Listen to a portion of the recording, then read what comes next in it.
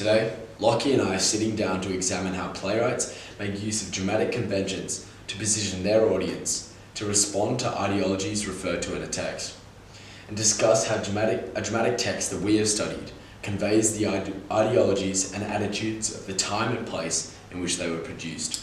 We'll discuss this topic in reference to William Shakespeare's play Othello, which focuses on the Moor of Venice, Othello, who is the general of the Venetian army. The play centres around Othello as he struggles to find his identity as a Moor while being manipulated and controlled by the devilish Iago. I think there are some important semantic distinctions to be made in the wording of the prompt before we deal with the ideologies that Shakespeare conveyed to his audience. The definition of ideology would be a great place to start. According to the Oxford Dictionary, an ideology is a system of ideas and ideals, especially one which forms the basis of economic or political theory and policy.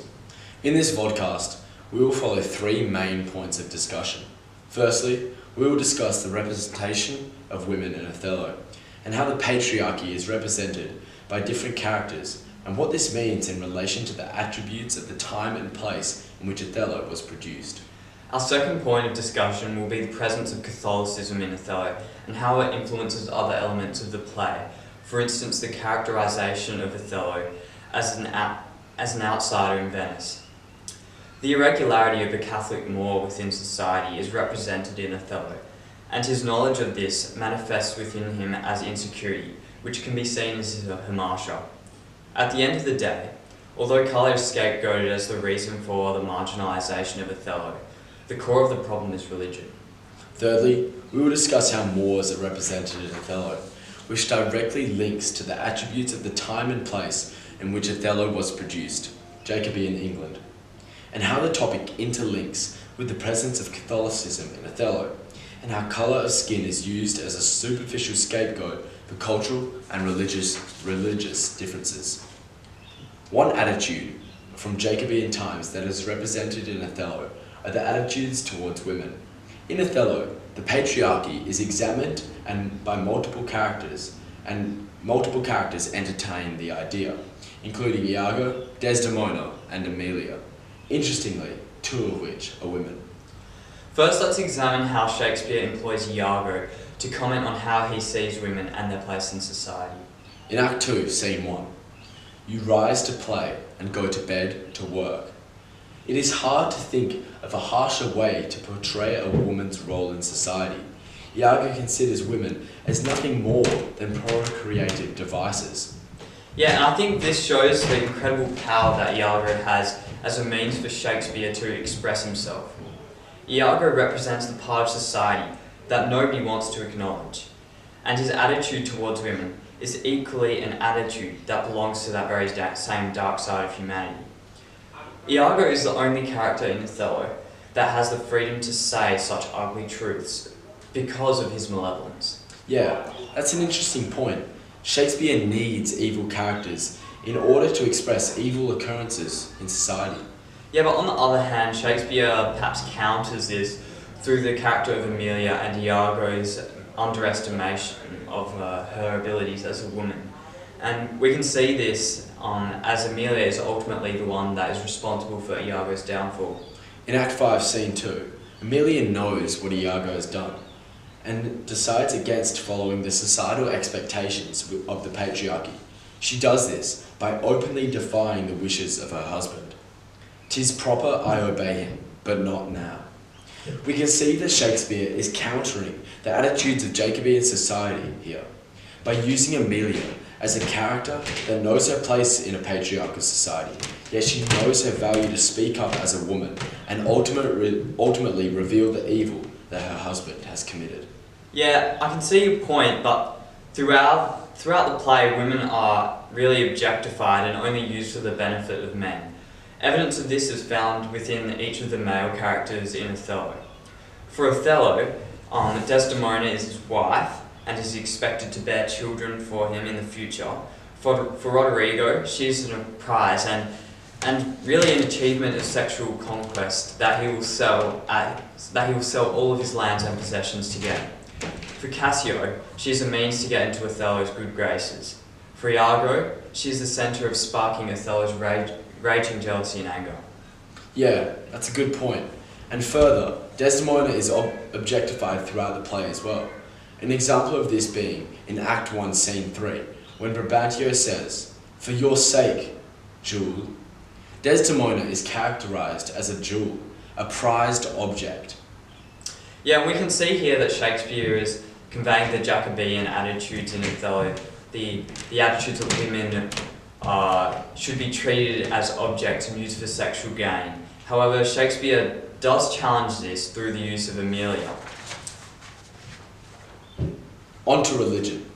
I think it could be said that in many ways, religion is responsible for xenophobia.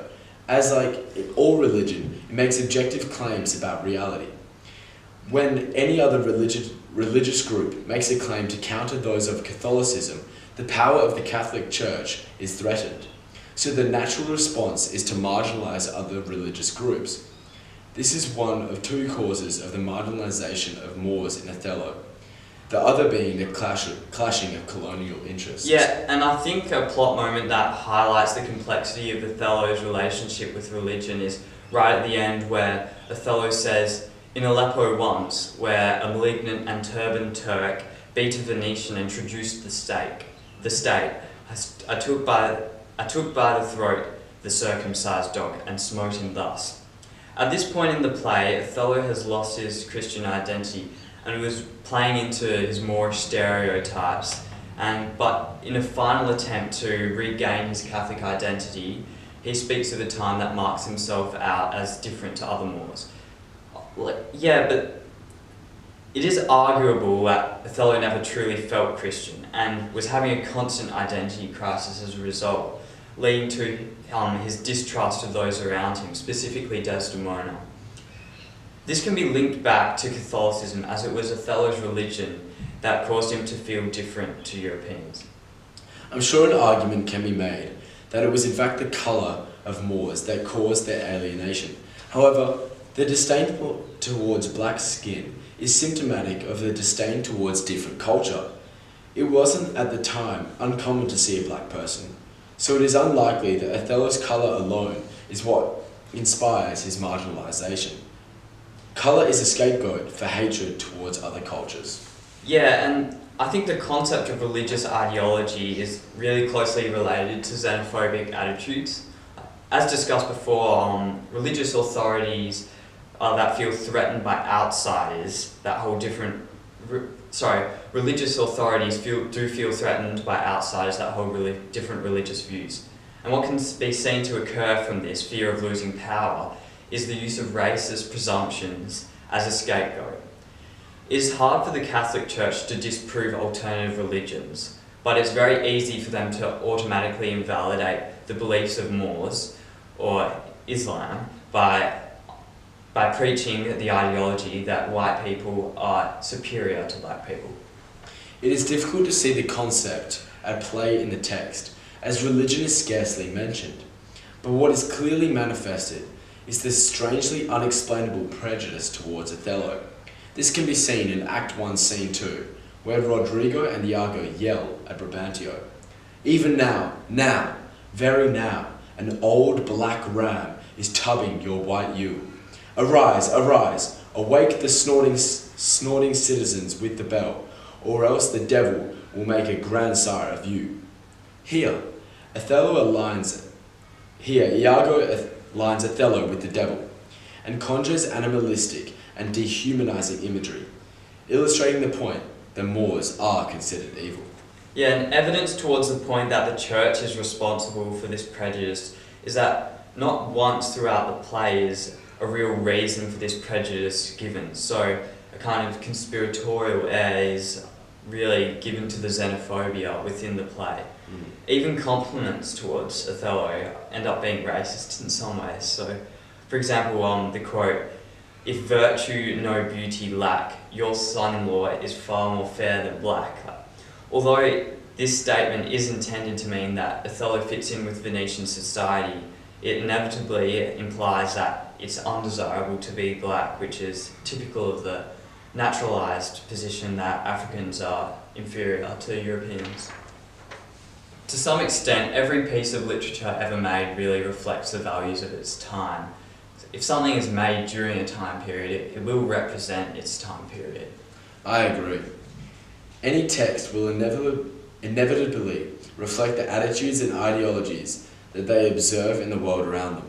Yeah, I think on a very surface level, Shakespeare certainly does reflect the ideologies and attitudes of Jacobean England, but when you think about the points that Shakespeare makes, in that he challenges the ideologies, he reflects the values of times to come. I think it would be fair to say that overall, not only does Shakespeare reflect the attitudes and ideologies of the time, which can be said for nearly every writer, but that he critically evaluates those values, which is the reason that he is said to be the greatest playwright of all time.